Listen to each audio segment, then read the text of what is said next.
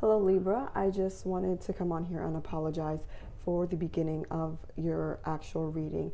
I addressed you as Aquarius, however, that was my mistake. I was previously recording the Aquarius reading before I did yours, so I just got confused. However, as you go through the video, you will hear that I addressed you as Libra. So I just wanted to come on here and just apologize for that. All right, so then we can just jump right into the video and just like I said, just disregard that I call you Aquarius. Thank you. Hello Aquarius, and welcome to your mid-month October 2016 love reading. As you can see here, I have already pre-shuffled the cards. I also did pull a oracle card from the Romance Angel Oracle deck by Doreen Virtues, basically to solidify what the messages are for here. A little bit about myself. My name is Jen and I'm an empath, so I read people's energies. To keep it short, I'm able to read people's mental and emotional state, and that is also past, present, and future, just in case you were wondering.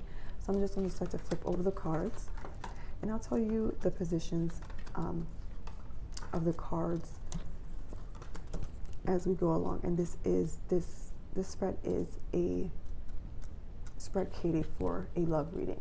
So this first card, this represents you and the energies that you're bringing into the current relationship for the mid-month of October, going into basically the very beginning of November. So you're showing up here as the Five of Pentacles in reverse.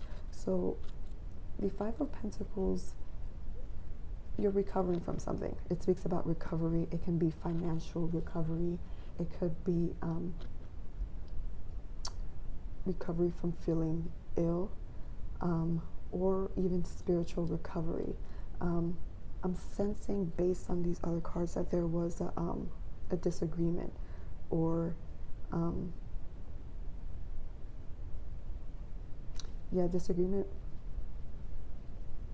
disagreement with your partner, which left you feeling lost and isolated, because that's the meaning of the Five of Pentacles upright. But since it's reversed, it means that you're coming out of that energy. So in the distant past or near past, there was something, there was an argument between you two. So your partner here is showing up as the Queen of Swords. Although it is a female, it can also be male, but females are usually very compassionate, caring, nurturing humans. However, this queen, she's the Queen of Swords. The swords represent the intellect. So your partner's being very cut and dry with you. The Queen of Swords, she's someone who tells it like it is. They're very independent. They have no filter. They don't bullshit. They just say it cut and dry, give it to you, served hot and cold. They don't care. They just tell you how it is. This is probably, their attitude could be the reason why you were feeling impoverished in the recent past. However, you're finally getting out of there, and you're just accepting it for what it is, who they are, rude or not rude. All right, so what brings this connection together is the Magician card. So the Magician is the major arcana, and this is a good card. This card speaks about creativity, endless potential. As you can see, the eternal sign here. This is a jack of all trades. He has tools on the table, and those tools are a representation of the four elements: pentacles for earth, cups for water,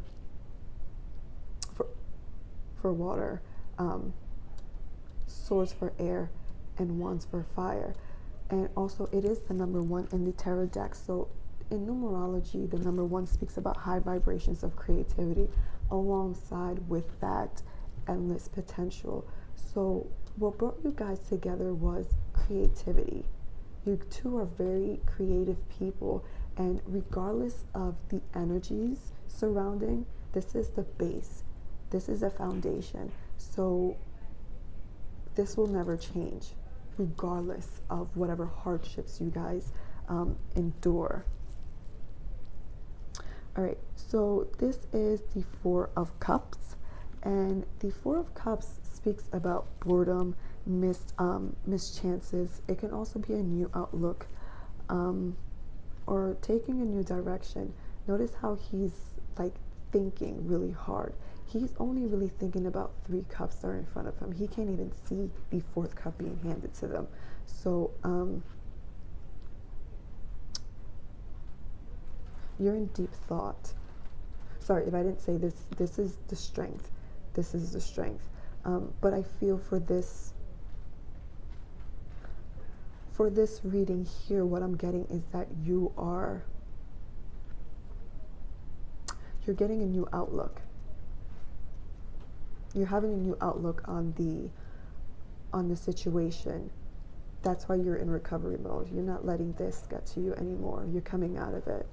All right, so the weakness is the Devil card, and the Devil card is another major arcana, and the Devil card, it's about addictions, bondage, sex, drugs, and rock and roll.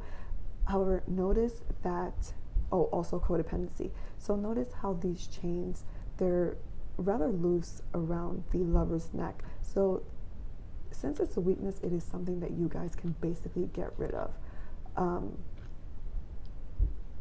It doesn't need to be present.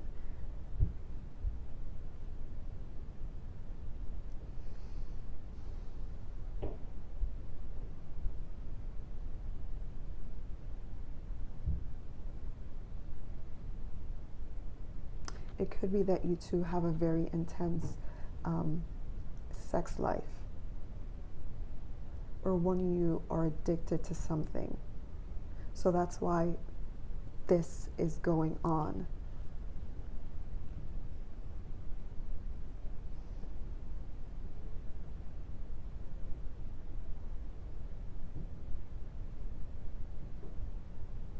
I often associate codependency with something that's karmic. I don't know, maybe it's just me, but as soon as I hear codependency, I automatically think of karmic.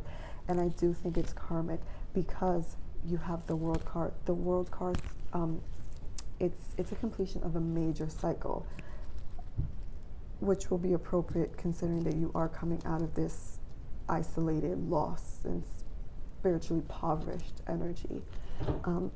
So there's an ending to this. How your partner is currently, that's going to end. That's going to end. This speaks about rebirth, not rebirth, a new chapter coming to a close, and another one, a major cycle ended. Lessons have been learned. Sure, those lessons weren't easy, and you were probably sad, and you may have cried. However, those lessons are lessons that are going to be with you forever.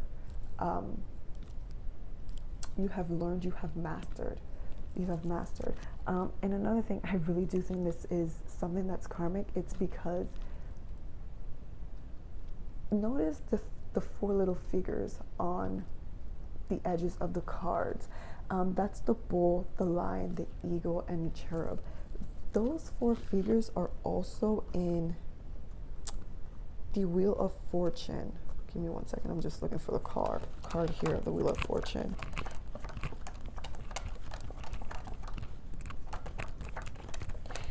All right, so just let me tell you what the Wheel of Fortune stands for while I'm looking for it, because it seems to be taking forever. Found it. Okay, so notice, yes, they are depicted a little bit differently. However, they're all the same thing. And like I said, this is about you've acquired